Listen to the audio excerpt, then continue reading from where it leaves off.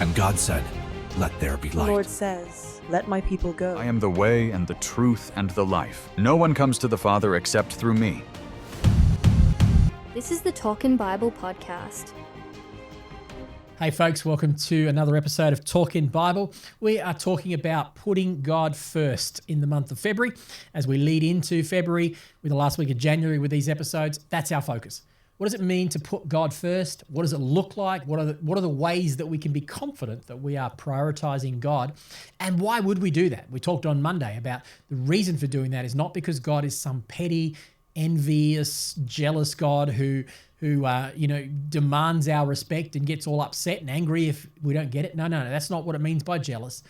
When it says God is jealous for us, what it means is God is a jealous God who is jealous for our good, who knows that what will be best for us is that we live in relationship with him and that we prioritize him. He's jealous for our good, not for some insecurity. God needs nothing from us. He is loving and he wants the best for us.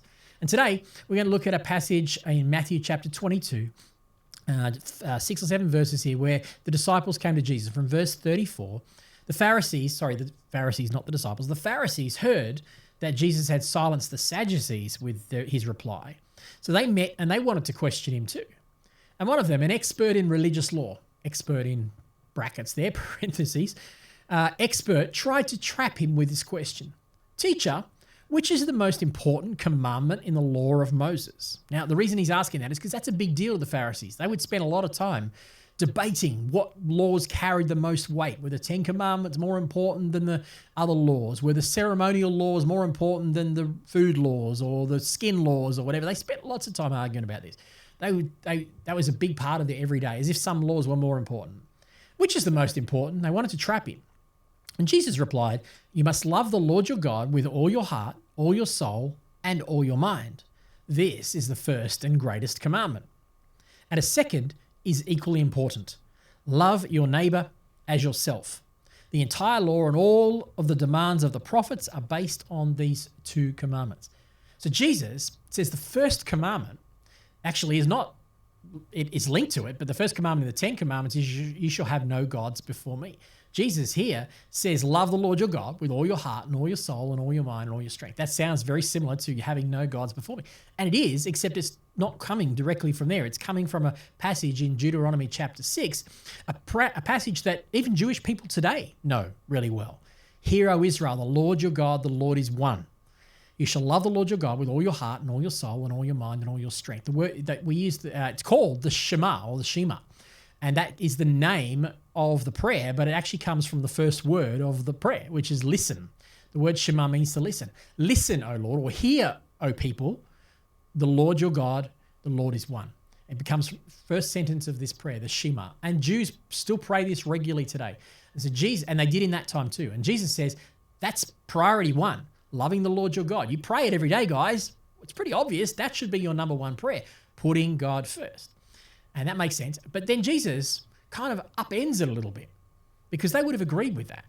But then Jesus upends it and he says, and there's a second commandment, by the way, just before we move on, there's a second commandment and it's equally as important. Equally, not just secondary. He says the second is like it. The second is equal with it.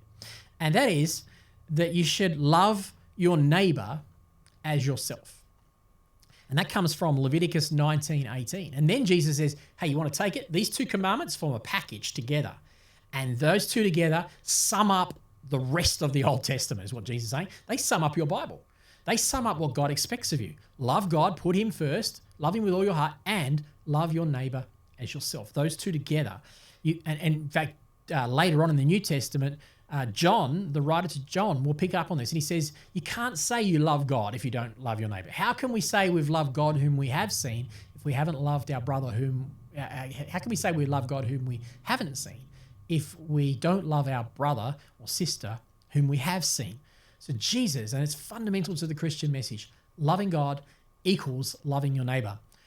We cannot have just this, I'm going to lock myself away and not care about other people, and me and God, we're just going to get on great. Jesus and me in the closet, living in our own life, living our best life, praying, being spiritual, but being of no earthly good. Jesus would say, that's not a relationship with me. That's not actually how to prioritize me. You've got half the story, but not the second half. Conversely, we have people who've over time have made their walk with God all about loving neighbor, and it kind of becomes liberal Christianity, whereas if it's all social gospel, as if all you need to do is not have a relationship with God, but you just relate to God through your neighbor. And that's equally as dangerous as the other perspective. God would say you need to have a relationship with me, and out of that relationship with me, he would say, go and love others. Isaiah 58 is a famous passage about this, and we're in a month of prayer and fasting coming up. And this is what we're talking about during this period of time of prayer and fasting. Isaiah 58 is God rebuking the people for the wrong kind of fast. They had made fasting some kind of religious observance as if it made them more spiritual. And God says, hey guys, you're fasting for the wrong reason. Let me tell you the kind of fast I want. I want a fast that while you're fasting, you're focused on releasing the cords of injustice against the vulnerable, setting people free, feeding the hungry, releasing the unjust imprisoned ones, showing kindness to the weak and the vulnerable. That's the kind of fasting I'm after. And if you want to see my blessing, he goes on and says, if you do that, I'll bless you. So there's a link between loving God and loving our neighbor.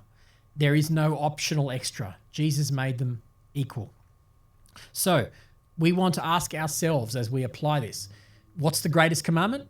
Well, what does it look like to live the greatest commandment? What does it look like for me today, Lord, to live the greatest commandment? What would it mean to love you and love my neighbor today? And sometimes it might be that God's saying, just come away with me. I need to spend some time with you.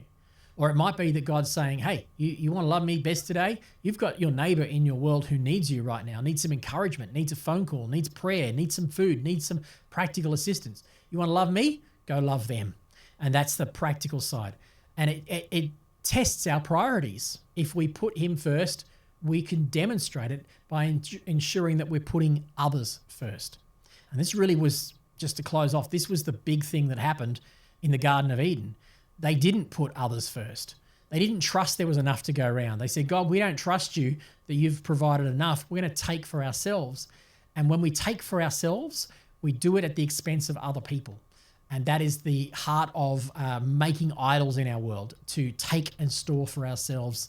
And God would say, be generous, give away, trust that I am more than enough for you, and be generous and spread my kingdom love to others. So loving God means loving our neighbor. Loving our neighbor means loving God. God bless you. Talk to you tomorrow.